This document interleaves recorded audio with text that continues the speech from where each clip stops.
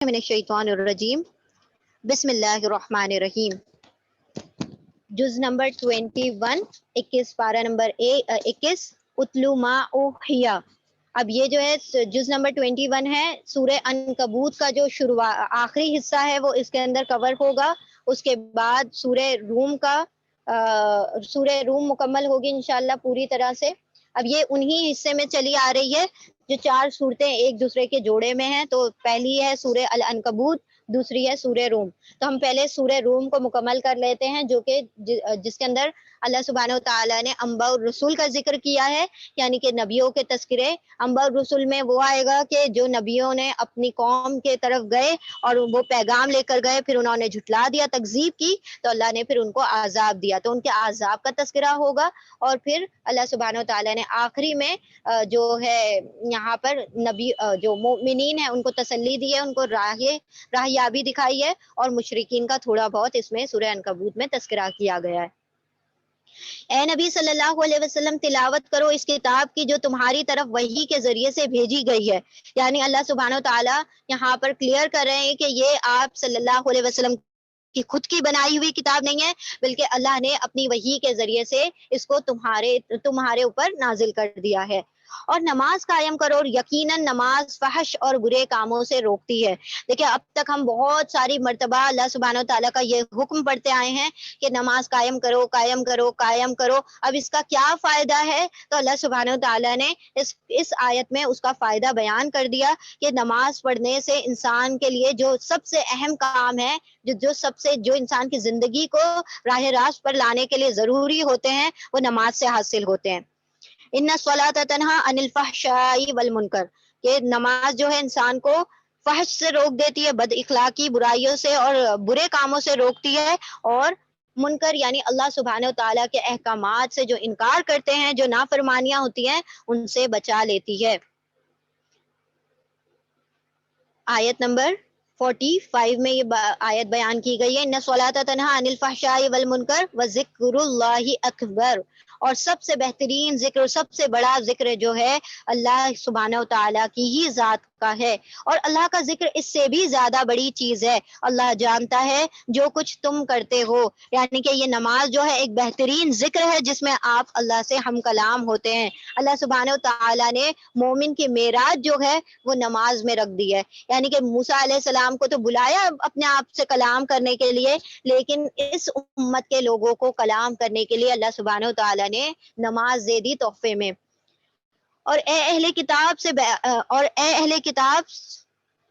سے بحث نہ کرو مگر عمدہ طریقے سے. یعنی نبی صلی اللہ علیہ وسلم کو اور ایمان والوں کو یہ کہہ دیا گیا کہ تم اہل کتاب سے اگر تم بحث کرنا چاہتے ہو یا ان سے کوئی ڈسکشن کرتے ہو تو کیا کرو، عمدہ طریقے سے کرو، حکمت کے طور پر کرو، دلیل کے ساتھ کرو. ایسی فضول بحثیں بغیر علم کے لا علمی والی بحثیں نہ کرو، سوائے ان لوگوں کے جو ان میں سے ظالم ہو. یعنی کہ جو نہیں ماننے والے ان سے تم بحث بھی چھوڑ دو، ان سے بات ہی نہ کرو. اور ان سے کہو کہ ہم ایمان لائے ہیں اس چیز پر بھی جو ہماری طرف بھیجی گئی ہے، اور اس چیز پر بھی جو تمہاری طرف بھیجی گئی، یعنی کہ قرآن کریم بھی اور تورات اور انجیل، سب کے اوپر ہم تمام آسمانی کتابیں سب کے اوپر ایمان لاتے ہیں، لیکن عمل صرف قرآن کریم پر کیا جائے گا، کیونکہ آخری جو کتاب ہوتی ہے عمل صرف اسی پر کیا جاتا ہے، کیونکہ وہی جو ہوتا ہے آخری حکم بنتا ہے، احکام بنتا ہے. اور ان سے کہو ہم ایمان لائے اور ہمارا خدا اور تمہارا خدا ایک ہی ہے، اور ہم اسی کے مسلم اور فرما بردار ہیں.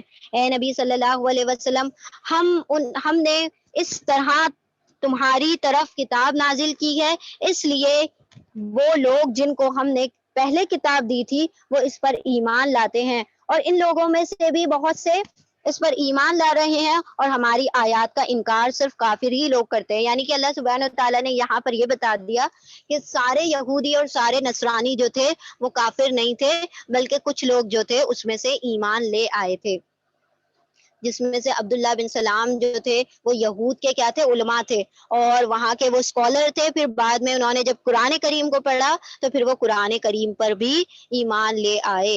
اسی طرح سے جو آپ حضرت خدیجہ رضی اللہ تعالیٰ عنہ کے جو کزن تھے، کیا نام تھا ان کا، آصف بن برقیہ، نہیں ان کا جو نام تھا ارکم، تو وہ کیا نام تھا، ٹھیک ہے ہم نام بعد میں بتاتے ہیں. تو وہ بھی کیا تھے، انہوں نے کہا تھا کہ جب آپ صلی اللہ علیہ وسلم کے پاس پہلی مرتبہ وحی نازل ہوئی ہے تو انہوں نے کہا کہ یہ وہی ہے جو موسیٰ اور ہارون اور نوح علیہ السلام کو دیا گیا ہے، یعنی کہ یہ برحق ہے اور نبی صلی اللہ علیہ وسلم پر وہی نازل ہوتی ہے.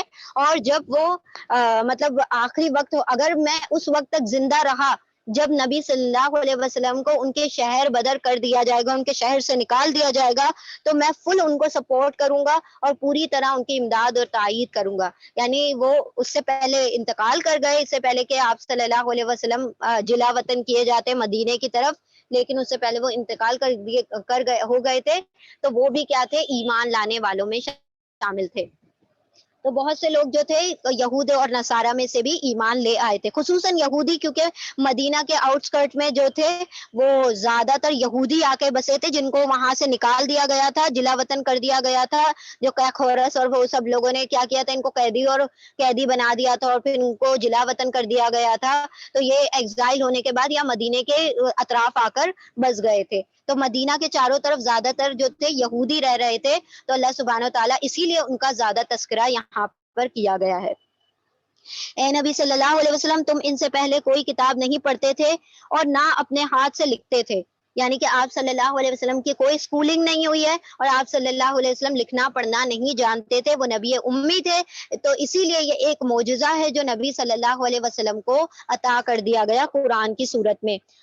اگر ایسا ہوتا تو باطل پرست لوگ شک میں پڑ سکتے تھے، یعنی کہ تب تو یہ کہہ سکتے تھے کہ بھئی آپ نے گڑھ لیا، آپ نے لکھ لیا، لیکن جب آپ نے پڑھنا لکھنا جانا ہی نہیں تو یہ کیسے کہہ سکتے ہیں کہ آپ نے خود لکھ لیا یا آپ نے خود گڑھ لیا ہے.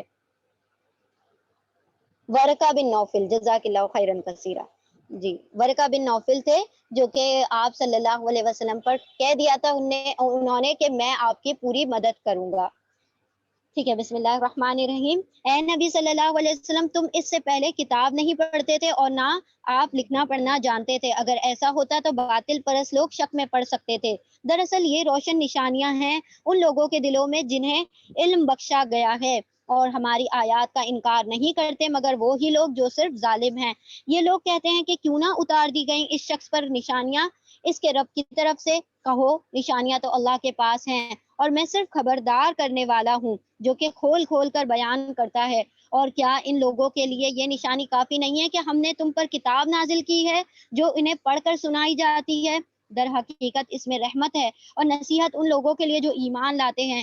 اے نبی صلی اللہ علیہ وسلم، کہو کہ میرے اور تمہارے درمیان اللہ گواہی کے لیے کافی ہے. اور اے مسلمانوں، وہ مسلمان اور زمین میں سب کچھ جانتا ہے، یعنی اللہ سبحانہ و تعالیٰ بھی کافی ہے گواہی دینے کے لیے اور ایمان والے کافی ہیں جو اس پر گواہی دیتے ہیں. اور زمین میں سب کچھ وہ جاننے والا ہے. جو لوگ باطل کو مانتے ہیں اور اللہ سے کفر کرتے ہیں وہی خسارے میں ہیں. اللہ سبحانہ و تعالیٰ، خسارے کا مطلب ہوتا ہے جو آخرت کا جو نقصان ہوتا ہے اس کی بات ہو رہی ہے. جب بھی خسارہ آتا ہے تو وہ ایسا ہوتا ہے irreversible، یعنی کہ وہ کبھی بھی نقصان جو ہوتا ہے اس کی بھرپائی نہیں کی جا سکتی. خسارہ کا نقصان جو ہوتا ہے اس کی بھرپائی ہوتی ہے لیکن خسارے کی بھرپائی نہیں ہوتی جو کہ آخرت کا ہو جاتا ہے. آیت نمبر 53، وَيَسْتَعْجِلُونَكَ بِالْعَذَابِ، وہ جلدی مچا رہے ہیں عذاب کی. یہ لوگ تم سے عذاب جلدی لانے کا مطالبہ کرتے ہیں اور اگر ایک وقت مقرر نہ کر دیا گیا ہوتا تو ان پر عذاب آ چکا ہوتا اور یقیناً اپنے وقت پر وہ آ کر رہے گا اچانک، اس حال میں کہ انہیں خبر تک نہ ہوگی. یہ تم سے عذاب جلدی لانے کا مطالبہ کرتے ہیں حالانکہ جہنم ان کافروں کو گھیرے میں لے چکی ہے اور انہیں پتہ چلے گا اس روز جب کہ عذاب انہیں اوپر سے بھی ڈھانک لے گا. یعنی جہنم کا اوپر نیچے دائیں بائیں سب کیا ہوگا، آگ ہی آگ ہوگی اور انہیں نیچے سے بھی، ان کے پاؤں کے نیچے سے بھی، اور کہے گا کہ اب چکھو مزہ ان کرتوتوں کا جو تم کیا کرتے تھے. اے میرے بندے جو ایمان لائے ہو، اللہ سبحانہ و تعالیٰ اپنے بندوں کو یا عبادی کہہ کر پکارے. اے میرے بندے اپنی طرف نسبت دے کر پکارتے ہیں. آیت نمبر 56 میں اللہ سبحانہ و تعالیٰ کی شفقت اور اللہ کا رحمت جو ہے جب جوش میں آتا ہے تو میں کہتے ہیں اللہ سبحانہ و تعالیٰ. تو یہاں پر بڑی رحم والی آیت اللہ سبحانہ و تعالیٰ نے نازل کی. اے میرے بندے جو ایمان لائے ہو، میری زمین وسیع ہے، بس تم میری ہی بندگی بجا لاؤ. ہر متنفس کو موت کا مزہ چکھنا ہے، پھر تم سب ہماری طرف پلٹائے جاؤ گے. جو لوگ ایمان لائے ہیں اور جنہوں نے نیک عمل کیے ہیں ان کو ہم جنت کی بلند و بالا عمارتوں میں رکھیں گے جن کے نیچے نہریں بہتی ہوں گی، وہاں وہ ہمیشہ رہیں گے۔ کیا ہی عمدہ اجر ہے عمل کرنے والوں کا، ان لوگوں کے لیے جنہوں نے صبر کیا اور جو اپنے رب پر بھروسہ کرتے ہیں۔ کتنے ہی جانور ہیں جو اپنا رزق اٹھائے نہیں پھرتے، اللہ ان کو رزق دیتا ہے اور تمہارا رازق بھی وہی ہے، وہ سب کچھ سنتا اور جانتا ہے۔ یہاں پر دو تین باتیں بڑی پیاری اللہ سبحانہ تعالیٰ نے بیان کی ہیں۔ بس دیکھیں، ایک چھوٹی سی بات بیان کی، کوئی ڈیٹیل نہیں دی گئی، صرف کہا گیا اللہ کی زمین وسیع ہے۔ اب سمجھنے والے جو بندے ہیں اللہ سبحانہ تعالیٰ کے، وہ کیا یہاں پر بتانے کے یا یہ بات بتائی گئی ہے کہ تم جو مکہ میں ہو اور تم پر ظلم و تشدد ہوگا، اب تمہارے اوپر تمہارے ایمان پر قائم رہنا مشکل کر دیا جائے گا۔ اللہ کی زمین وسیع ہے، یہاں سے ہجرت کر جاؤ اور اس سرزمین میں چلے جاؤ جہاں پر تم اپنے اسلام پر بخوبی قائم رہ سکو، تمہیں استقامت حاصل ہو سکے اور تم فارملی کیا کرو، اپنے قدم جما سکو۔ تو اللہ نے صرف ایک ہلکی سی بات کہہ دی کہ میری جو زمین ہے بہت وسیع ہے۔ تو جب تمہیں کسی زمین میں سرکشی اور اپنے خلاف سازشیں محسوس ہونے لگے تو کیا کر جاؤ، وہاں سے ہجرت کر جاؤ۔ اور اللہ سبحانہ و تعالیٰ ہجرت کرنے والوں کے لیے بڑی برکت ہے۔ اس سے پہلے ہم نے پڑھا تھا کہ اللہ ہجرت کرنے والوں کے لیے بہت سی کیا ہے، دنیا کی نعمتیں بھی رکھ دی ہیں، آخرت کی بھی، اور اللہ کی زمین وسیع ہے اور ان کو بہت سا مستقرن اور مقام دیا جاتا ہے جو اللہ کی راہ میں کیا کر جاتے ہیں، ہجرت کر جاتے ہیں۔ پھر دوسری بات یہاں پر یہ فرمائی گئی کہ اللہ سبحانہ تعالیٰ اپنے بندوں کو، جو اس کے بندے بن کر رہتے ہیں، جو اس کے عباد بن کے رہتے ہیں، عباد کا مطلب ہوتا ہے سلیو یعنی غلام، جو آقا کے غلام بنتے ہیں، جس طرح سے غلامی کا دور تھا، اللہ سبحانہ تعالیٰ نے اسی لیے عباد کا لفظ استعمال کیا کیونکہ ان کو بہتر طور پر سمجھ آتا۔ اللہ نے ملازم لفظ نہیں استعمال کیا، اللہ سبحانہ تعالیٰ نے سرونٹ نہیں استعمال کیا بلکہ سلیو استعمال کیا۔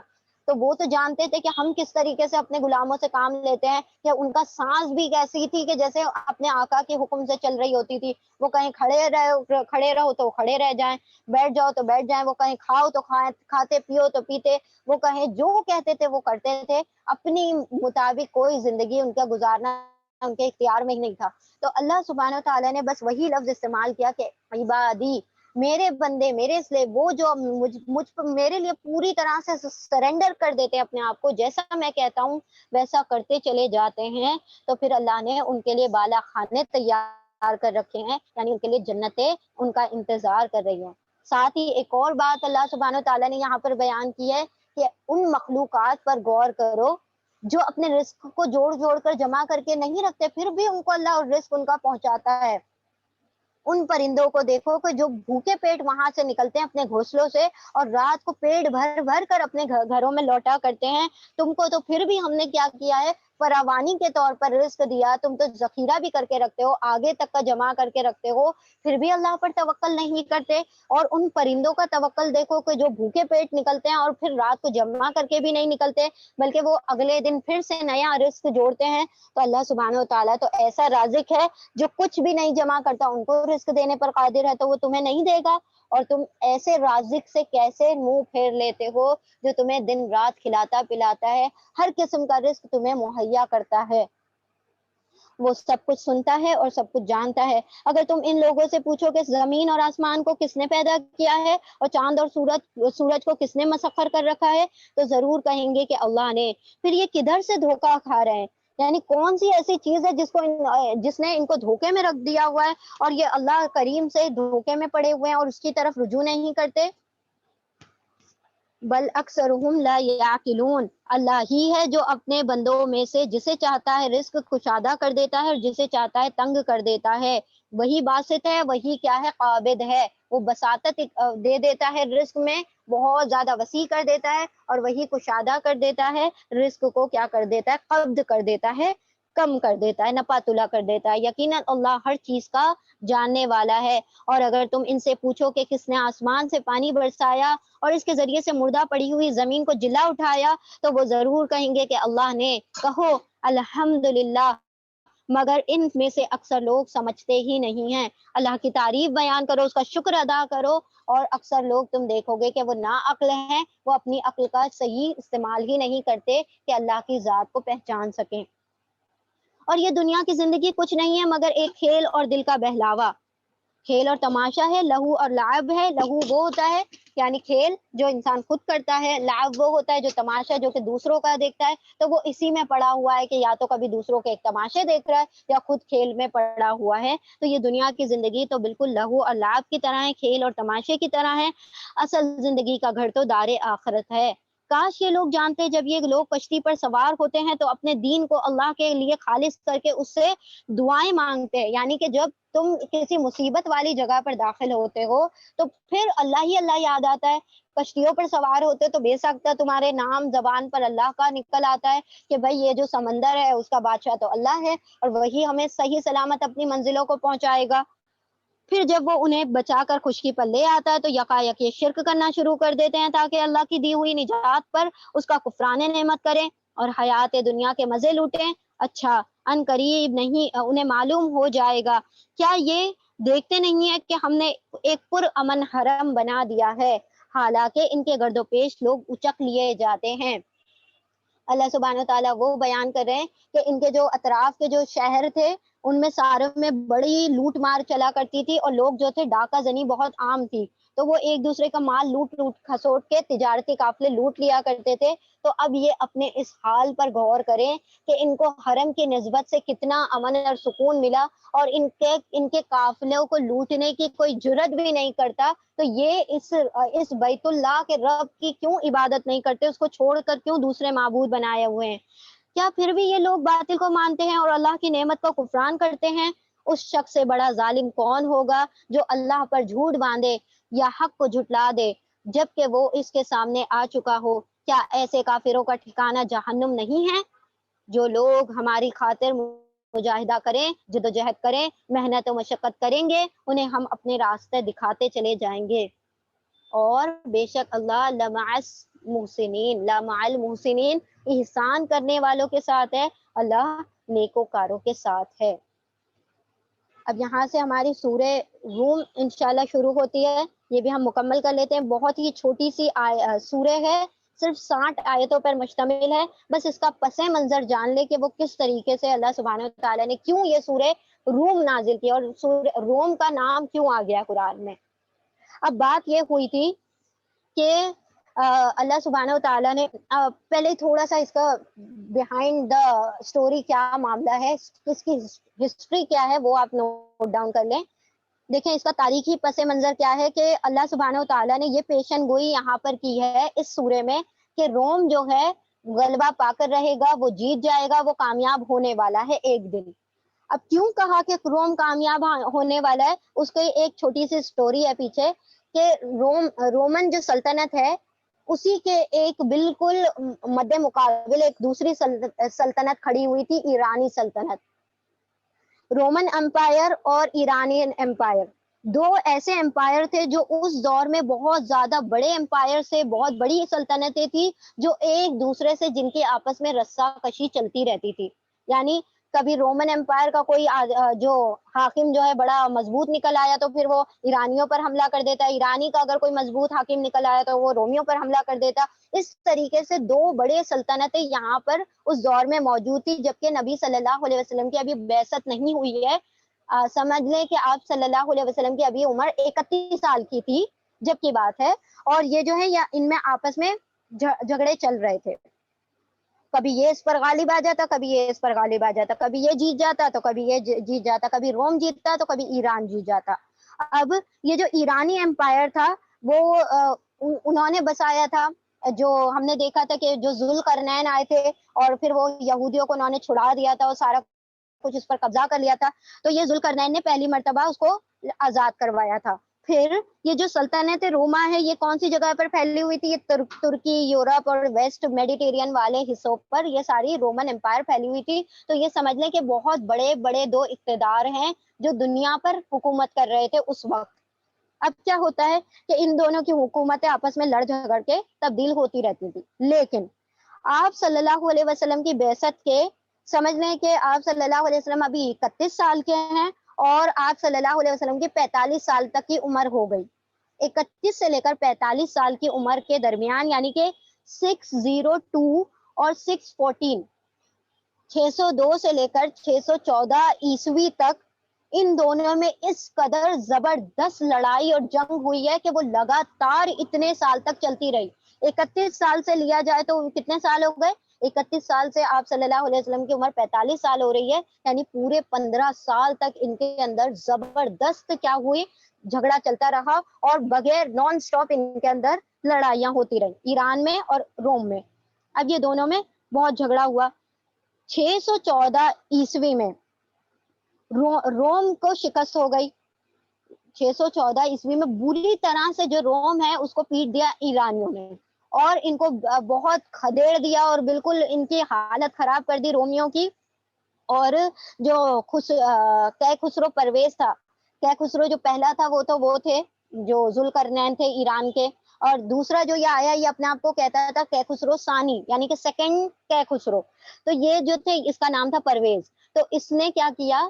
ایرانی تھا یہ، اس نے روم کے اوپر قبضہ کر لیا اور سارے لوگوں کو بڑی بدترین عذاب میں ان لوگوں کی زندگی بہت بدتر کر دی اور جہنم کر دی ان کی زندگی کو، اور بہت بری طریقے سے روم کو وہ ہو گئی، شکست حاصل ہو گئی، پوری پسپائی حاصل ہو گئی. اب جیسے ہی یہ خبر تھی، جو مطلب کیا ہوا تھا، یہ جو روم کے لوگ تھے وہ عیسیٰ علیہ السلام کے 300 سال بعد کیا ہو گئے تھے؟ عیسائی ہو گئے تھے سارے کے سارے. جو ہم نے دیکھا تھا صحابہ کہف کے قصے میں کہ وہ جب وہ 300 سال تک سوئے پڑے رہے تب تک وہ کافر تھے، لیکن 300 سال بعد وہ سارے عیسائی ہو چکے تھے، یعنی کہ وہ اس دور کے مسلمان ہو چکے تھے. اب یہ رومن جو تھے عیسائی تھے، ایرانی جو تھے بت پرست تھے، یہ آتش کو پوجتے تھے، یعنی کہ آگ کی پوجا کرتے تھے. بات کیا تھی اصل میں کہ یہ جو عیسائی تھے رومی اور ایرانی جو تھے کافر تھے. اسی چیز کو دیکھتے ہوئے جب روم کو کیا ہوا؟ شکست ہو گئی، تو یہاں پر مکہ والوں نے خوشیاں منانا شروع کر دی. کیوں خوشیاں منانا شروع کر دی؟ کیونکہ مکہ والوں کا جو دین تھا وہ ایرانیوں سے میچ کرتا تھا. انہوں نے کہا کہ ہم بھی کافر، یعنی کہ ہم بھی بت پرست ہیں، اور یہ جو ایران ہے وہ آگ کی پوجا کرتے ہیں، تو وہ تو ہمارے دین پر ہیں، آلموسٹ ہم ایک جیسے ہیں. رومن جو ہیں عیسائی ہیں، اور یہ جو ایمان والے مسلمان ہیں وہ بھی سارے کیا ہیں؟ اللہ کو ماننے والے ہیں اور عیسیٰ کو ماننے والے ہیں اور نبی کو ماننے والے ہیں. وہ بھی عیسیٰ کو مانتے ہیں، یہ بھی عیسیٰ کو مانتے ہیں. تو یہ سارے عیسائیوں کو شکست ہو گئی. تو ایرانیوں نے کیا کیا؟ بڑا اچھا کام کیا، اور ہمارے جو ماننے والے، ہمارے جو بھائی بندو ہیں ایران کے، انہوں نے ان کو غلبہ مطلب ان پر غلبہ پا لیا اور ان کو شکست دے دی. یہ بات جب مسلمانوں نے سنی کہ روم کو کیا ہو گئی ہے؟ شکست حاصل ہو گئی ہے، جبکہ اس میں ہمارے بھائی رہتے ہیں، یعنی عیسائی لوگ رہتے ہیں جو کہ عیسیٰ علیہ السلام کو ماننے والے ہیں، تو ان کے دل تنگ ہو گئے. ان کو تھوڑا سا غم لگا کہ رومن لوگوں کو شکست حاصل ہو گئی، اور اس پر یہ جو مکہ والے ہیں وہ خوشی منا رہے ہیں، ان کی جشن کی، ایرانیوں کے جشن کی خوشیاں منا رہے ہیں. تو اللہ سبحانہ و تعالیٰ نے یہاں پر یہ آیتیں نازل کر دی کہ ذرا سا انتظار کرو، ابھی کچھ سالوں میں یہ رومن جو ہوں گے ان کو غلبہ حاصل ہوگا اور یہ فتح یاب ہو جائیں گے. اب یہ جو بات سنی کہ اللہ سبحانہ و تعالیٰ نے یہ آیت نازل کر دی، تو ابو بکر صدیق نے کسی سے شرط بھی لگا لی، کسی کافر سے، مشرک ہے مکہ سے شرط بھی لگا لی کہ یہ جو قرآن میں آیت نازل ہوئی ہے یہ برحق ہونے والی ہے، تو میں اس پر تم سے 100 اونٹوں کی شرط لگاتا ہوں. اگر میں جیت گیا تو تم 100 اونٹ دو گے، اور میں اگر ہارا تو پھر میں تم کو 100 اونٹ دوں گا. اب یہ بات جب آپ صلی اللہ علیہ وسلم کو پتا چلی کہ ابو بکر صدیق نے اس بات پر شرط لگا دی ہے، تو آپ صلی اللہ علیہ وسلم نے کہا کہ وہ جو تم نے اگلے ہی سال کی بات کر دی ہے تو اتنی جلدی تو نہیں ہوگا، کیونکہ اللہ سبحانہ و تعالیٰ نے کہا ہے کہ 9 سال کے اندر اندر وہ معاملہ ہو جائے گا، یعنی کہ 9 سال تک کی تم نے شرط لگانی ہے، اتنی جلدی کی شرط نہ لگاؤ. یہاں پر ایک لفظ آئے گا انشاءاللہ ابھی ہم دیکھ لیں گے، جس کا مطلب ہوتا ہے کہ 9 سال کے اندر وہ فی ادنى الارض وهم من بعد غلبهم سيغلبون فی بدع سنین. بعد عین بد کہا جاتا ہے کم سے کم 9 سال تک کی مدت کو، یعنی کہ اگر گنتی کی جائے تو 9 سال کی مدت کو کہا جاتا ہے بدع. تو آپ صلی اللہ علیہ وسلم نے کہا کہ 9 سال تک میں ہمیں فتح حاصل ہو جائے گی. تو ابو بکر صدیق نے پھر اپنی وہ جو شرط تھی اس کو رینیول کرتے ہیں، اور پھر وہ اونٹ کا وہ جو تعداد تھی وہ سارا کچھ بڑھا دیتے ہیں. اور یہ آپ یہ نہ سمجھے کہ شرط لگا رہے تھے، وہ اس دور میں شرط لگانے کی کوئی آیتیں نازل نہیں ہوئی تھی. مکی دور ہے، مدینے کے دور میں یہ ساری چیزوں کو حرام کیا گیا ہے. جو شراب ہے اور جوا ہے اور شرطیں ہیں، ان سب چیز کو بعد میں حرام کیا گیا. اس دور میں وہ چیزیں عام تھی. تو پھر ان کے بعد کیا ہوا، 9 سال کے اندر اندر، یعنی کہ 9 سال کے اندر کون سے سن میں تھے، 610 عیسوی میں، 614 عیسوی میں یہ آیتیں نازل ہوئی ہیں. یہ والی جو ہیں یہ جو 6 آیتیں ہیں 614 عیسوی میں نازل ہوئی. اور اس کے 9 سال بعد اللہ سبحانہ و تعالیٰ نے ان کو فتح دے دی. کن کو؟ رومیوں کو. اب یہ رومیوں کو کیسے فتح ہوئی؟ وہ جو ہرکولس تھا، جو ہرکل کہا جاتا ہے جس کو اردو میں، ہرکولس نے ان کے اوپر پیچھے سے کیسپین سی کے پیچھے سے جا کر ان کے اوپر حملہ کر دیا، ان کے اوپر سرپرائز اٹیک کیا، اور سارے ایرانیوں کے اوپر یہ قابض ہو گیا. اور یہ ساری جو سلطنت تھی روما کی، یہ ان کے اوپر قبضے میں آ گئی. اور آپ صلی اللہ علیہ وسلم کے سمجھ لے کہ یہاں پر بدر میں کامیابی ملی ہے اور وہاں پر روم فتح ہو گیا. تو دو کامیابی ایک ساتھ ملی. 2 ہجری میں بدر کو کامیابی ملی اور ساتھ ہی ساتھ وہاں پر رومن بھی فتح یاب ہو گئے. تو اللہ سبحانہ و تعالیٰ نے جو پیشن گوئی کی تھی وہ یہاں پر کیا ہو گئی، ان کی 9 سال بعد پوری ہو گئی. تو آپ صلی اللہ علیہ وسلم کی سمجھ لے جو تبلیغ کے 5 سال گزر چکے تھے، اس کے 9 سال بعد یہ ان کو رومنس کو فتح ملی، اور ساتھ ہی ساتھ ایمان والوں کو بھی اللہ سبحانہ تعالیٰ نے فتح یاب کر دیا. اور ان کے دلوں میں جو تنگی پیدا ہوئی تھی، اللہ نے ایک خوشخبری میں اس کو ڈھال دیا. اور جو مشرکان مکہ تھے وہ اس سے بڑے غمگین ہوئے کہ ان کو مسلمانوں کو بھی فتح ہو گئی اور رومنس کو بھی، جس کے اوپر ہم ہنسا کرتے تھے، اور ان کی جو پیشن گوئی تھی وہ صحیح ثابت ہو گئی. تو اس طریقے سے اللہ سبحانہ تعالیٰ نے اس میں وہ پیشن گوئی کر دی ہے، اس پہلے سے آگاہ کر دیا ہے کہ تم کو کیا ہوگا، فتح ملے گی، اور رومنز بھی فتح کیے جائیں گے اور عیسائیوں کو فتح حاصل ہوگی. بسم اللہ الرحمن الرحیم. سورہ روم بھی مکی سورہ ہے. الف لام میم. رومی قریب کی سرزمین میں مغلوب ہو گئے، یعنی ان کے اوپر ایرانیوں نے حملہ کر دیا. خیخورس نے حملہ کر کے اس کو کیا کر دیا، اپنے قبضے میں لے لیا. اور اپنی اس مغلوبیت کے بعد چند سال کے اندر وہ غالب ہو جائیں گے، یعنی 9 سال کے بعد، بضع سنین، 9 سالوں کے اندر وہ غلبہ پالیں گے. اللہ ہی کا اختیار ہے پہلے بھی اور بعد میں بھی، یعنی کہ اللہ سبحانہ و تعالیٰ پہلے بھی جانتا ہے کہ کس کو اختیار دینا ہے، کس کو اقتدار دینا ہے. یہ ساری چیزیں اللہ کے اختیار میں ہے، کس کو غلبہ کب دیا جائے. اور وہ دن وہ ہوگا جب کہ اللہ کی بخشی ہوئی فتح پر مسلمان خوشیاں منائیں گے.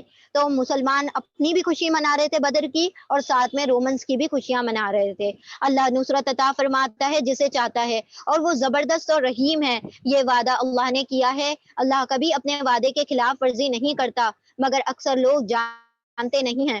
لوگ دنیا کی زندگی کا بس ظاہری پہلو جانتے ہیں، یعنی وہ تو جو اوپر دکھائی دے رہا ہے اس کو جانتے ہیں. پیچھے کیا ہے، مصلیتیں کیا ہے، اس سے سب ناواقف ہیں. اور آخرت سے وہ خود ہی غافل ہو گئے ہیں. کیا انہوں نے کبھی اپنے آپ میں غور و فکر نہیں کیا، اپنے نفسوں میں، اپنے انفس میں غور نہیں کیا؟ اللہ نے زمین اور آسمان کو اور ان کی ساری چیزوں کو جو ان کے درمیان ہے برحق اور ایک مدت مقرر کے لیے پیدا کر دیا ہے. اللہ سبحانہ و تعالیٰ کی اعلیٰ اللہ کا بیان کیا گیا ہے. اللہ کی نعمتوں کا یہاں پر تذکرہ کیا جا رہا ہے کہ اللہ نے کس طریقے سے یہ ساری چیزوں کو پیدا کر دیا. مگر بہت سے لوگ اپنے رب کی ملاقات سے منکر ہیں. اور کیا یہ لوگ کبھی زمین میں چلے پھرے نہیں ہیں کہ انہوں نے ان لوگوں کا انجام نظر آتا جو اس سے پہلے گزر چکے ہیں. پہلی بستیوں کو کس طریقے سے اللہ نے تباہ کر دیا. وہ ان سے زیادہ طاقت رکھتے تھے.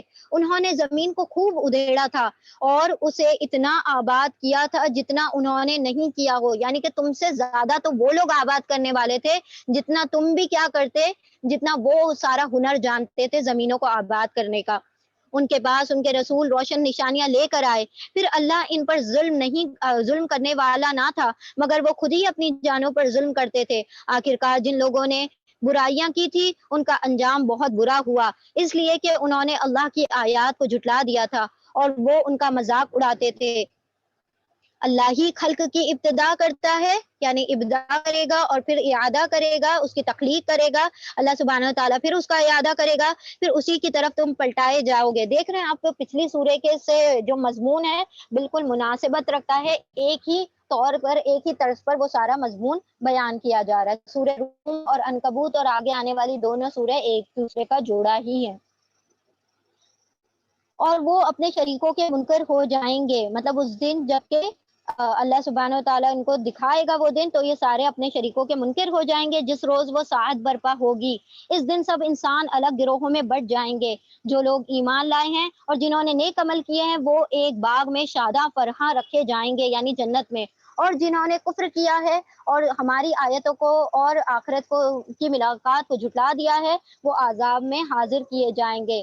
بس تسبیح کرو اللہ کی جب کہ تم شام کرتے ہو، یعنی کہ شام کے وقت بھی صبح کے وقت بھی اللہ کی تسبیح کرتے رہو، آسمانوں اور زمین میں اسی کے لیے حمد اور تسبیح کرو اس کی کہ تیسرے پہر اور جب کہ تم پر ظہر کا وقت آ جائے۔ یہاں پر اللہ سبحانہ و تعالیٰ نے تمام نماز کے اوقات بتا دیے، صبح اور شام یعنی کہ فجر اور مغرب کے وقت، پھر تیسرے پہر کیا ہے یعنی عصر کے وقت، پھر ظہر کے وقت تم اللہ کی تسبیح کرو یعنی کہ نماز قائم کرو۔ وہ زندہ کو مردے میں سے نکالتا ہے اور مردے کو زندہ سے نکالتا ہے، اور زمین کو اس کی موت کے بعد زندگی بخشتا ہے۔ جس طرح سے انسان کا جو نطفہ ہوتا ہے مردہ ہوتا ہے، اس سے جیتا جاگتا انسان بنا دیتا ہے، اسی طرح جو زمین مردہ ہوتی ہے اس سے پھر کھیت کھلیان اگ جاتے ہیں جو کہ زندہ ہوتے ہیں۔